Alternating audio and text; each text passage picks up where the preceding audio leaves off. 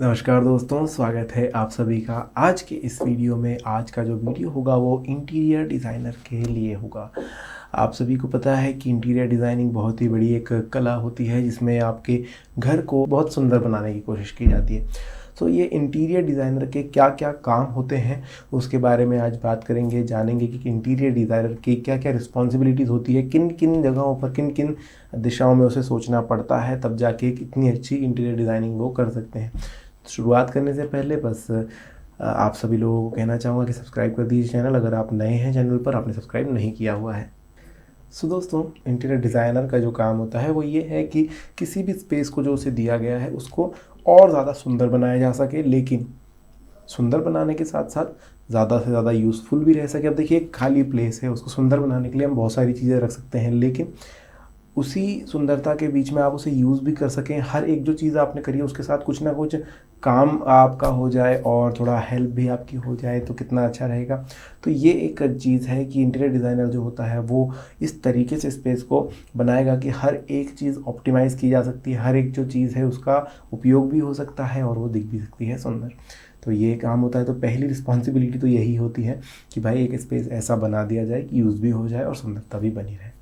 दूसरी चीज़ जो है, जो भी डिज़ाइनिंग आप कर रहे हैं, अब देखिए इंटीरियर डिज़ाइन में बहुत सारी चीज़ें हैं कि भाई मैंने भी भाई अपने घर की छत पे पीओपी वगैरह लगवा रखी, उसके नीचे और एक झूला टंगा दिया, उस पर और एक चीज़।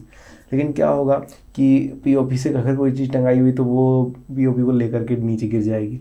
तो ये भी चीज़ है कि सुंदर तो बनाना ही बनाना है, साथ में सेफ़ भी बनाना है। मतलब सेफ्टी के साथ खिलवाड़ नहीं करना है। अगर एक बिल्डिंग बनी हुई है उसमें आप कुछ इंटीरियर डिज़ाइनिंग कर रहे हैं तो और ज़्यादा थोड़ी सेफ़ हो जाए ये कोशिश करनी है, या फिर सेफ्टी है तो आप उसकी सेफ्टी के साथ खिलवाड़ ना करें।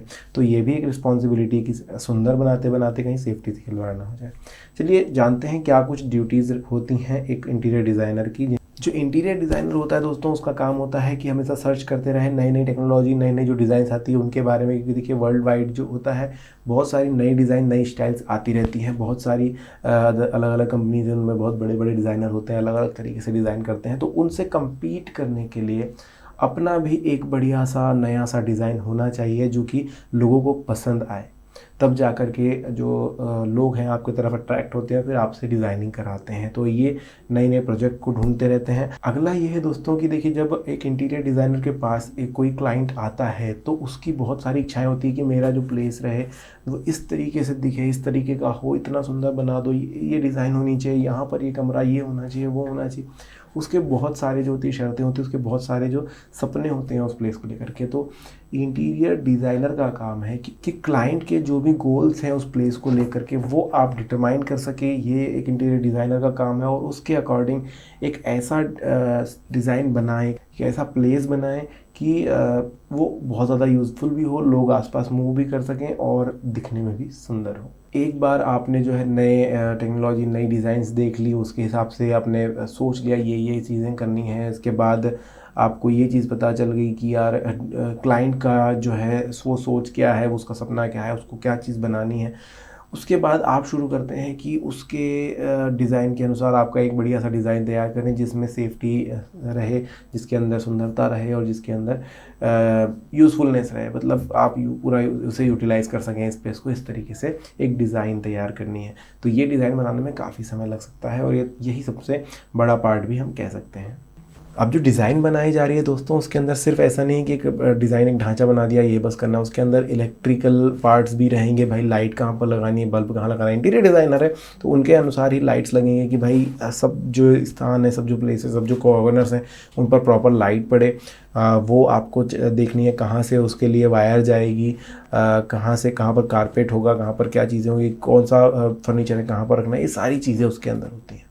जब ये हो जाता है तो इसके बाद आपको स्पेसिफाई करना होता है कि मटेरियल कौन सा लाना है एंड फर्नीचर क्या लाना है। तो सामान फर्नीचर होगा, उसके अलावा भी कुछ सामान हो सकता है, कारपेट हो सकती है, लाइट्स हो सकते हैं, और भी बहुत सारी चीज़ें आपके शोकेस वाली बहुत सारी चीज़ें छोटी छोटी हो सकती हैं जो कि रखनी हो। गमले वगैरह रखना चाहते हैं घर के अंदर तो वो भी चीज़ें हो सकती है। तो ये सारी चीज़ों के प्लेसेस तय करने हैं, कौन कौन सी चीज़ें लगेंगी वो आपको यहाँ पर स्पेसिफाई करनी है और फिर उनका ऑर्डर देना है, उनको बनवाना है और बुलवाना है।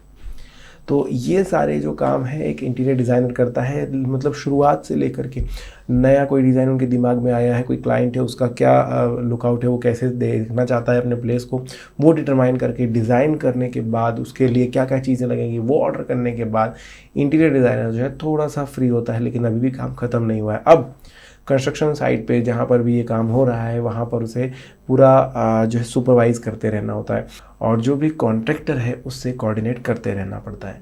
अब एक बात ध्यान में रखिए कि जो इंटीरियर डिज़ाइनर है वो खुद कारपेंटर नहीं है या खुद इलेक्ट्रिशियन नहीं है, वो जो है एक डिज़ाइनर है, वो सिर्फ डिज़ाइन करेगा, उसके बाद सभी से वो काम करवाएगा। तो कारपेंटर सही से काम कर रहा है या नहीं वो उसको देखना है। अगर एक ओवरऑल कॉन्ट्रैक्ट दे दिया है, डिज़ाइन कॉन्ट्रैक्टर के हाथ में पकड़ा दिया है कि ये चीज़ बनानी है, तो भी उसे ओवरसी करने के लिए वहाँ पर रहना होगा और समय समय पर अगर कोई प्रॉब्लम आ रही है तो वहाँ पर कैसे उस काम को किया जाए वो एक इंटीरियर डिज़ाइनर को बताना होगा। क्योंकि जब उसने प्लान किया है तो उसको पता होगा ये इस विधि से चीज़ हो सकती है, जो कि हो सकता है कई बार जो वर्कर्स होते हैं उनके समझ में नहीं आती है चीज़। तो ये पूरी रिस्पॉन्सिबिलिटीज़ दोस्तों एक इंटीरियर डिज़ाइनर की होती है। अब जितना ज़्यादा नया डिज़ाइन होगा उतना ज़्यादा लोगों को पसंद आएगा। कई बार ये भी होता है कि पुराने कुछ लोगों को पुरानी क्लासिक डिज़ाइन ज़्यादा पसंद आती है, तो वो भी चीज़ आनी चाहिए इंटीरियर डिज़ाइनर के लिए। सो अगर आप एक इंटीरियर डिज़ाइनर बनने का सोच रहे हैं तो ये सारी ड्यूटीज़ को ध्यान में रखिए जो आपको करनी होगी। अगर इन सब चीज़ों में आपको इंटरेस्ट आ रहा है तो आप इसके लिए अप्लाई कर सकते हैं। तो और अगर आप इसके बारे में और थोड़ा जानना चाहते हैं कैसे अप्लाई करें, कैसे क्या पढ़ाई करनी पड़ेगी, तो कमेंट सेक्शन में लिख करके बताइए ताकि मैं इसके बारे में और भी आपको समझा सकूं। तो आज के वीडियो में दोस्तों इतना ही, मिलेंगे नेक्स्ट वीडियो में, तब तक के लिए धन्यवाद।